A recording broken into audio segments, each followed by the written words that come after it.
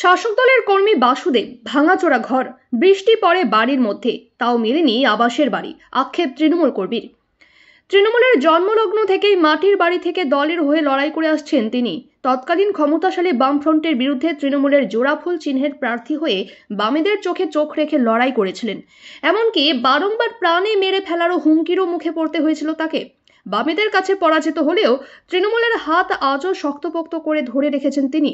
কিন্তু তার একটাই আক্ষেপ, দলের জন্মলগ্ন থেকে জোড়া ফুলের ঝান্ডা কাঁধে নিয়ে দল করলেও তিনি ওই দলেরই গঠিত সরকারের সুযোগ সুবিধা থেকে বঞ্চিত রয়েছেন। বাংলা আবাস যোজনা কিংবা বার্ধক্য ভাতা কোনোটাই পাননি ৬৩ বছর বয়সের পূর্ব মেদিনীপুরের শহীদ মাতঙ্গিনী ব্লকের পাকুড়িয়া গ্রামের বাসিন্দা বাসুদেব ব্যানার্জি। ভাঙাচোরা ঘরে ছোট্ট মাটির বাড়িতেই বৃদ্ধ বয়সে স্বামী স্ত্রীর জীবন কাটছে। মাথার উপর বাঁশের দেওয়া মাটির ছাদ প্রায় ভেঙে পড়েছে। টালির দেওয়া চালের টালি ভেঙে বৃষ্টির জল পড়ে বাড়ির মধ্যে। আবাস যোজনার বাড়ি তো দূরের কথা, একটা ট্রিপল পর্যন্ত পায়নি কোনোদিন, এমনটাই অভিযোগ তার। ঝড় বৃষ্টি কিংবা কনকনে ঠান্ডায় ওই স্যাঁতস্যাঁতে বাড়িটাই তাদের আশ্রয়স্থল। তেমন কোনো রোজগার নেই, ধার দেনা করে দুই মেয়েকে কোনো রকম বিয়ে দিয়েছেন। ঋণের বোঝা মাথার উপর রয়েছে তার। আর্থিক সামর্থ্য না থাকায় তার পাকাপোক্ত বাড়ি করার ক্ষমতা নেই, যার ফলে সরকারি বাংলা আবাস যোজনার জন্য বিভিন্ন দপ্তরে তাকে যেতে হয়েছে। দুয়ারে সরকার, ব্লক প্রশাসন, ডিএম অফিস থেকে শুরু করে বিভিন্ন জায়গায় আবেদন করেও আবাস যোজনার বাড়িটুকু মেলেনি। শুধু তাই নয়, বার্ধক্য ভাতা, ব্রাহ্মণ ভাতা কিছুই মেলেনি তার। বর্ষার সময় হাঁটু কাদা জল পেরিয়ে অনেকটা দূরে ত্রিপল খাটানো বাথরুমে যেতে হয় তাদের। তাদের একটাই আবেদন, শেষ বয়সে যেন তাদের মাথা গোজার ঠাঁই যেন একটু পাকাপোক্ত হয়, সুষ্ঠুভাবে যেন বসবাস করতে পারেন বাসুদেব বাবুর পরিবার। পরিস্থিতির মধ্যে আছেন বাড়িতে? পরিস্থিতি তো দেখতেই পাচ্ছেন, এই অবস্থা। রোজ জল ঝড় কাটাতে হচ্ছে এই ঘরেই। বর্ষা হলে তো ঘরে জল জমে যায়, বাধ্য হয়ে ঘরের ছাদ নষ্ট হয়ে গেছে।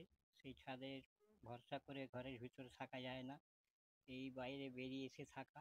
এখানে থাকা মানে টালি ভাঙা, ছাদে জল পড়ে, ছাদ থেকে কোনো রকম রিপেয়ারিং করতে পারি না আর্থিক অনটনের জন্যে।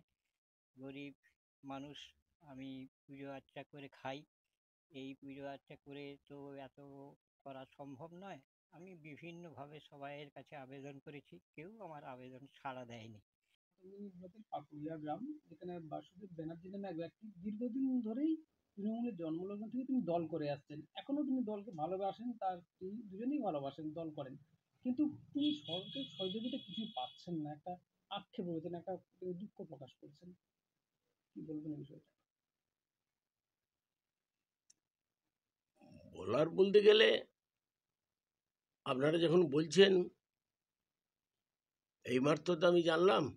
আমি 24 ঘন্টার মধ্যে খোঁজ নিচ্ছি, যদি সত্যিই হয় নিশ্চিত বিডিও সাহেবকে, নিশ্চয়ই ডিএম সাহেবের দৃষ্টি আকর্ষণ করব। কেন এটা ন্যায়সঙ্গত পায়নি? সে যে পার্টির হোক, তৃণমূল বলার দরকার কি আছে? সে বিজেপি করুক, সিপিএম করুক, আর কংগ্রেস করুক, যেই দলই করুক, কোনো দলও না যদি করে, বাংলার মুখ্যমন্ত্রী মমতা বন্দ্যোপাধ্যায় তো ছাদ করে দিবে, তো দেড় ভাষায় ঘোষণা করেছে এবং আবাস যোজনার টাকা আজকেও ছেড়ে দিচ্ছে।